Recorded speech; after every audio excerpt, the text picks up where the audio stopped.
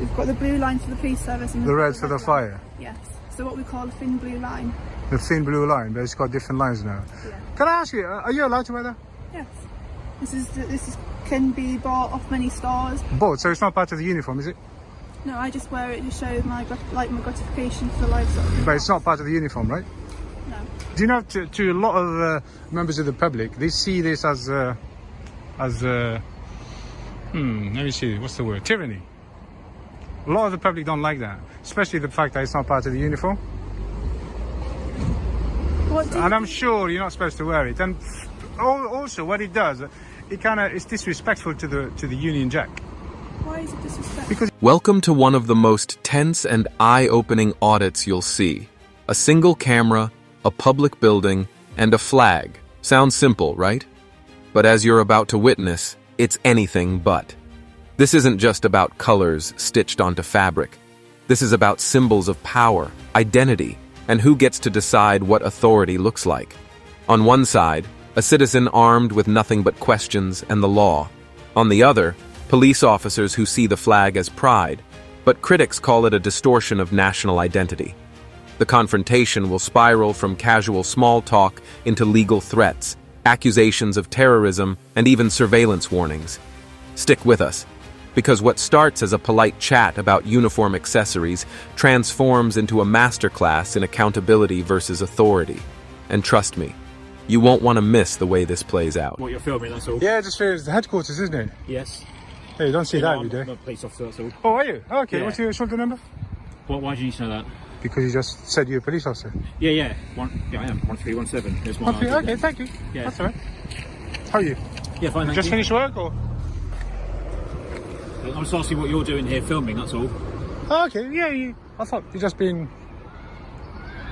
curious, or? Yeah, I'm just curious, Yeah, me too. I was just asking you, have you just finished work, or? And there it is. The moment everything shifts. A calm conversation becomes an interrogation. The officer wants details. Name, intent, identity. But let's get one thing clear. Under UK law, simply filming in public isn't suspicious. It isn't criminal. And it doesn't give police automatic power to demand your ID. This is where knowing your rights matters. The auditor doesn't flinch, because he knows Section 24 of the Police and Criminal Evidence Act. Without reasonable suspicion of a crime, he's not obliged to hand over anything. Question for you. Nothing, Oh, you're a police officer? Yeah, what's your shoulder number? Nothing, yeah. Yeah? What's your shoulder number? What's your name and details? My shoulder number's 1343. Oh, okay, that's fine. I'm a police officer, so can I ask your details, please? Why do you need Have you got some details? Can I just ask you, why do you need them for? Well, because you're filming an Headquarters, area here. No, it's the Why headquarters. would you be doing that? I've never seen this place before. Okay. So I just came, usually what I do is just go around and audit places. And because it's the headquarters, honestly, Would you have stood firm here or buckled under the badge? Notice the escalation?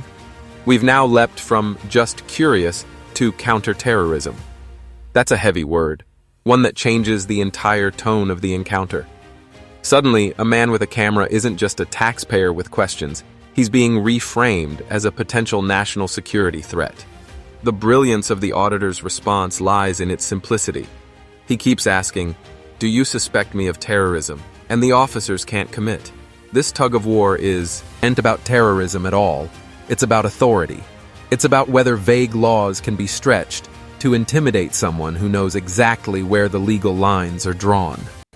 public buildings or government buildings, whatever you want to call them. Okay. And this is obviously the headquarters. I've never been in here before. Okay. This is the headquarters. This is quite an important building, right? Of Northampton. Yeah. So I'm just here. Of course, it's an important building, but also we have to think about public security, security of the force headquarters. Is this a secure site? This is a secure site. In that case, you got nothing to worry about. It's secure. Well, it doesn't matter. So under sort of Counter-Terrorism Act, we can actually stop and ask you questions. Are you suspecting me to be a terrorist? We can also take details from you. Are you suspecting me to be a I'm not terrorist? saying that at all. No. So you're not suspecting me to be a terrorist? What I'm saying is this is a suspicious kind of act. Okay. This is one of the sharpest reversals we've seen in an audit. Watch carefully. The auditor flips the script. Instead of being on the defensive, He now holds the officers accountable, reminding them of their own duty to identify themselves clearly when engaging the public. And here's the kicker. He's right.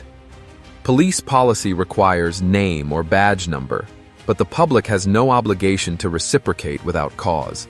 It's a textbook example of standing your ground while staying polite. Ask yourself, how many people would actually know enough about their rights to push back this effectively? Approaching a member public, it's within your policy to identify yourselves, badge number and a name at least. Is this correct? My name. I can give you my badge number. Okay, which I've asked for, you gave it to me, and I thank you. My name as well. And I thank you for that. Yeah. Okay, but I am not obligated to do that. Therefore, I don't have to give it to you. Okay, then. Well, I'd like to ask you to move along then, But please. are we in public land? You can almost feel the officers scrambling for new angles. First, it was uniform questions. Then, ID. Then, terrorism. Now, live streaming. It's a fascinating pivot because deep down, what they really fear is accountability in real time. A live stream strips away any chance to control the narrative. It means whatever happens here is broadcast instantly. The humor of the moment, one officer joking about saying hello to YouTube, actually shows the pressure easing. But don't be fooled. This isn't friendliness, it's damage control. The camera has already done its job, balancing the power dynamic that normally tilts toward authority. Here's where the audit gets brilliantly technical. Make sure you're recording me. Well, here you go. You can see your colleague. Okay, so it's not live stream or anything like that then, you're just video recording. It's not live stream, I don't know. It might be live streaming. What's the difference? No, I just wanted to know. There's no difference really, is it? Yeah, there is, because if it's live stream, I want to say hello to everyone on YouTube. You better say hello. I have. Oh, you're Hello? chilling out now. You're chilling out now. See, that's much better. Always chilled out. Well, you looked a little bit stressed out a minute ago. No, I'm always chilled out. There's nothing happening here, like I said. Okay. Well, you know, I don't know who called you. He just called you for no reason, just wasting your To time. be fair, it's always suspicious if someone has got a video camera in their hand Yeah. and a phone, videoing, police. The auditor invokes the UK Data Protection Act, reminding police that even their body-worn footage is subject to legal safeguards. This flips surveillance back on its head. Normally, the state watches the citizen, but under data laws, the citizen can demand accountability from the state. It's a legal checkmate moment. The very tools designed to watch us can be audited, challenged, and even disclosed. This isn't just about filming, it's about proving that transparency works both ways. Imagine if more people knew how to use these rights. How different would interactions with authority look? And there it is, the quiet confession. Just if there is public access, I will enter. If there isn't, obviously I won't. But I went to Thames Valley headquarters. Okay. They have access straight in. I went in. And, That's Thames Valley. That's Thames Valley. Thames Valley, yeah. Regulations for different Do you travel around different headquarters then? Yeah. Not just headquarters. I just travel around and all these places. All right. How have you got here today? We'll send this to our relevant departments. Translation. Surveillance mode activated. They're essentially admitting that even without suspicion of a crime, they'll try to identify him anyway. This is the core tension of modern auditing, where personal freedom collides with institutional paranoia. The auditor calls it what it is, spying. And he's not wrong. In a democracy, should simply holding a camera near a public building make you a target for databases and tracking? That's the question left hanging in the rain outside HQ. And it's one we all need to think about. And that is where we leave Do it. you understand I have rights? Yep. And I would like to maintain them. Okay. That's it. And we also have the same rights, Which even is? though we're police officers. Yeah. Okay? You videoing us, Yeah. we will video you. But I will And request this- that record. You're not going to request this one. I don't care.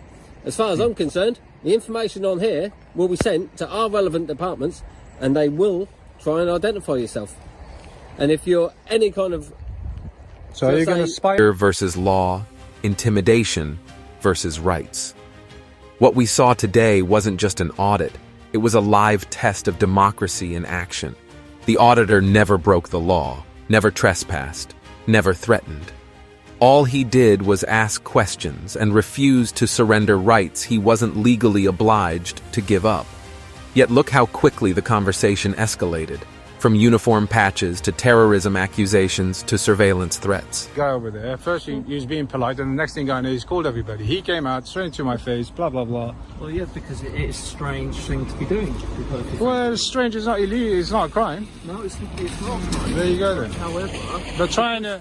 Because of the world that we live in today, we have to make sure our security is. It's a powerful reminder. Authority often resists being questioned, but accountability begins with someone daring to push back. So now it's your turn. What do you think? Was this a fair response by the officers, or an overreach?